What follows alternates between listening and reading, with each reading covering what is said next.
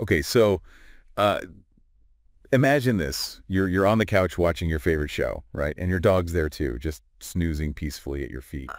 Yeah. Pretty idyllic, right? But have you ever thought that maybe your dog's exercise habits are like totally mirroring your own? That's a really interesting thought. You know, we often think about our pet's health separately from our own, Yeah. but what if they're way more connected than we realize? That is exactly what we are diving into today. We've got this research article from 2022 Okay. from PLOS One, Oh. and it's called Jog with Your Dog. Dog owner exercise routines predict dog exercise routines and perception of ideal body weight. Catchy title. Yeah, and don't worry, we're not going to like bore you with all the sciencey jargon. Yeah. We're here to pull out the good stuff. Right, get to the nuggets. Yeah, the interesting stuff that makes you think, huh, I never thought of it that way. Exactly. And you know, this deep dive isn't just for dog owners. Right. This is for anyone who is interested in the human-animal connection and just thinking about how our behaviors as humans can really affect the well-being of those around us, especially our pets. For sure.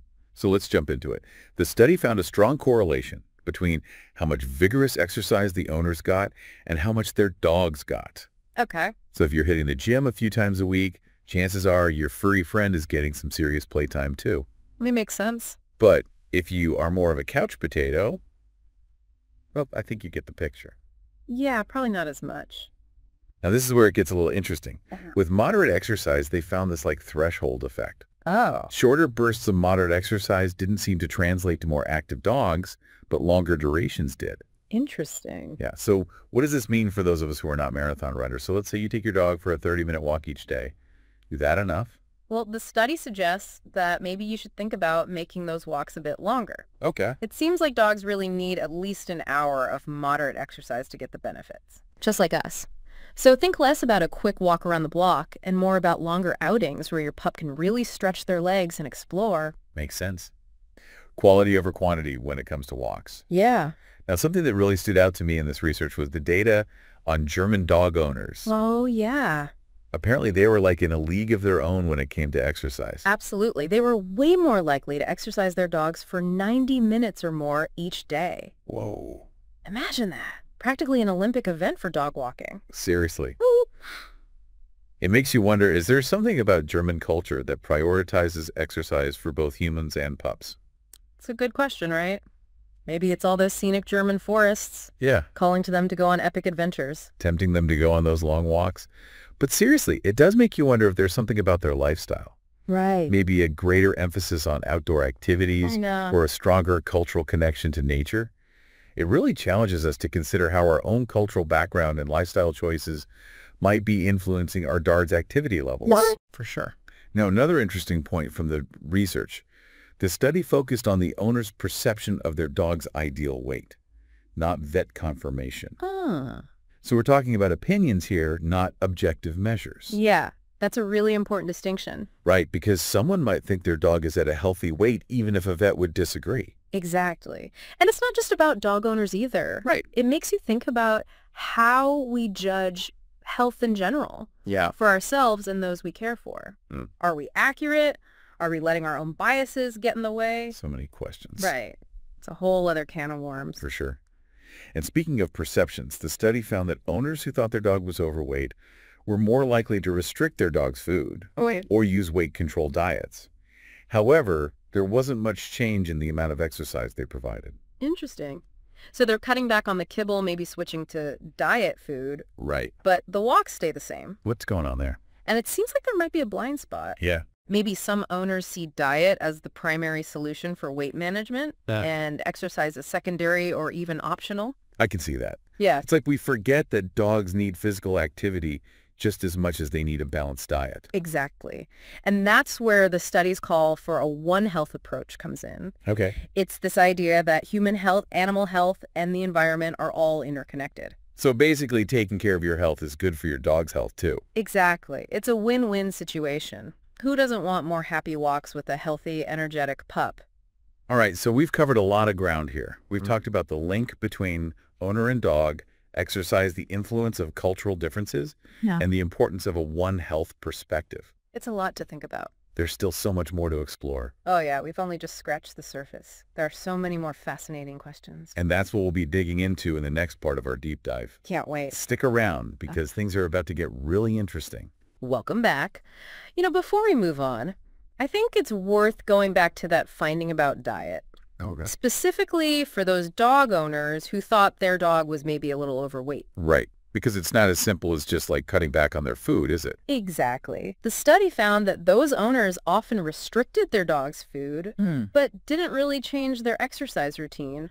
So they're cutting back on the kibble, but the walks stay the same. Yeah, pretty much. It's kind of strange, isn't it? It is. It suggests maybe like a disconnect between how we think about diet and exercise when it comes to our dogs. Yeah, maybe we tend to focus way more on what they're eating. Right. And less on how much activity they're actually getting. I know. I've been guilty of that. Oh, yeah. It's way easier to just like scoop out less kibble than to bundle up and go for a walk in the winter. Especially when they give you those puppy dog eyes. Oh, totally. Yeah.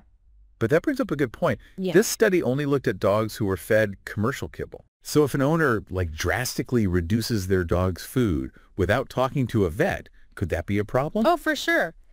Those commercial diets are formulated to be complete and balanced, meaning they have all the nutrients a dog needs. If an owner cuts back too much, they could be accidentally depriving their dog of important stuff. So it's not just about the calories. Right. It's about making sure they're still getting all the good stuff. Exactly. It's always best to talk to your vet about any weight management plan for your pet. Yeah.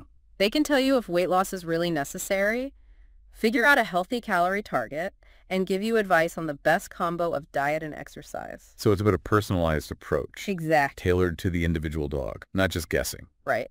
Now let's shift gears a bit. We talked about that interesting cultural difference between German dog owners and those from other countries in the study.